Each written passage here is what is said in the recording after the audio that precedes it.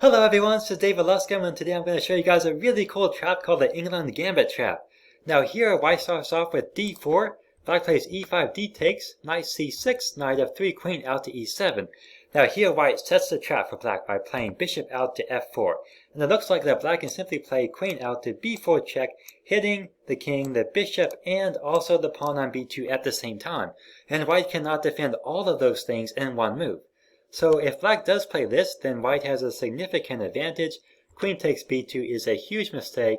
And then white, the move here is pretty important. It's important that white does not blunder here, because it is very tempting to play bishop out to c3, but that's not the right move. The right move is actually knight to c3. Let's take a look at what happens if white plays bishop c3. Then there's bishop out to b4. And here, the bishop cannot take the queen because the bishop is pinned to the king.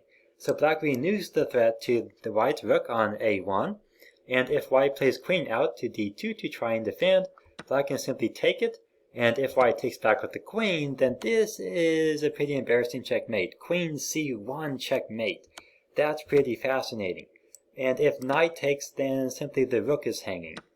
And also, instead of queen out to d2, what happens if white tries to find some other defensive move?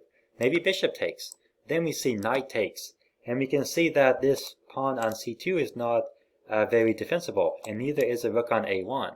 So white must play a move like knight out to a3 in order to defend the rook and the pawn at the same time, but this just simply drops the knight, and white loses the game. So you don't want to make that mistake.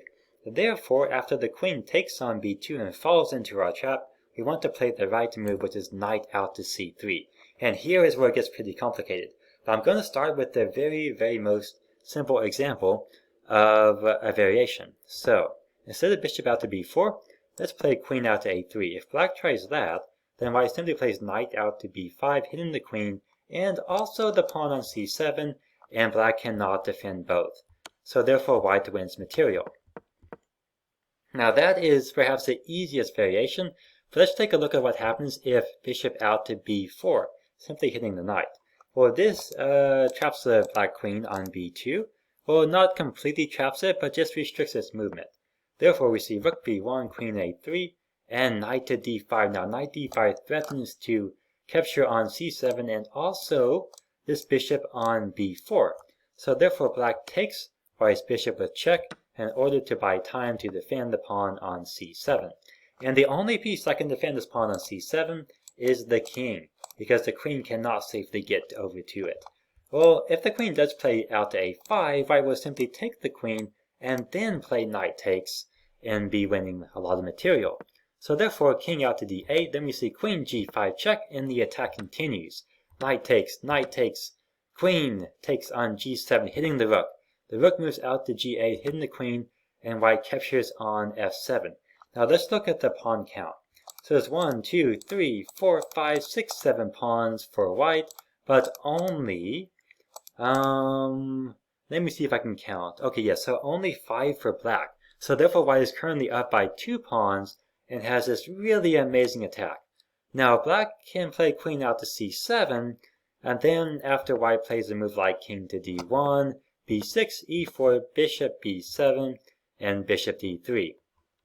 And we see that black, his king is not very good, and the rook on a8 is going to have a hard time getting in the game, but white can simply play king out to e2, connect his rooks, and have an extremely good game. And then this rook cannot move right now, because if it does, then his queen to f8 checkmate. And the black king cannot move because the knight is hanging, and the knight cannot move because then the rook would be hanging. So white is just completely dominating here, and will go on to win the game. Now let's take a look at the final possibility. So, in this position, we looked at bishop out to b4, we looked at queen a3, but we have not looked at knight to d4. What if that happens?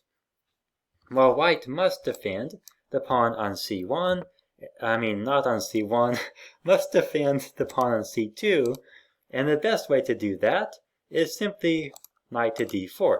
That way white does not drop any material, because a rook to c1 would drop material with knight out to a2, and you don't want to do that. So therefore knight d4. Then c6, that stops any knight to b5 or to d5 ideas. And then we see e4. And we see that white is just simply crushing here in the center and will have a huge lead in development. Yes, knight to f5, taking advantage of this bishop c5 move, hitting the g7 pawn.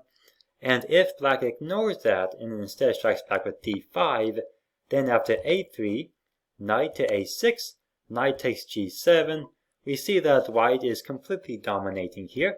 There are ideas of knight takes with opening up a discovered attack on the queen. And if we look at the pawn count, white currently has 7 pawns and black only has 6 pawns. So white is currently winning by a pawn, plus the black king is not safe, it lost the ability to castle, and white is very active. The queen over here on a5, very passive. The knight on a6, very passive. So if knight to f5 and black decides, okay, I'm going to go ahead and defend with bishop to f8, then we see f4, and we see that white is just dominating in the center. Then there's knight to d6 check, and this interferes with the bishop's defense of the knight on b4. So therefore the bishop must capture on d6. And at this point we see e5, queen c5, a3, the knight is driven back. Then we see knight e4 hitting the queen and looking to place a knight on d6, which is just completely dominating. So this is extremely complicated, and I understand that there's a lot of moves, but just know that white has a huge attack, and if white can land a knight on d6, for example, then the bishop on c8 and the rook will have a very hard time getting into the game.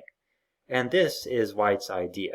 White gets a massive lead in development, huge central space, and also can restrict black's pieces in order to make even further positional gains. Well, thank you all for watching, and I will see you next time.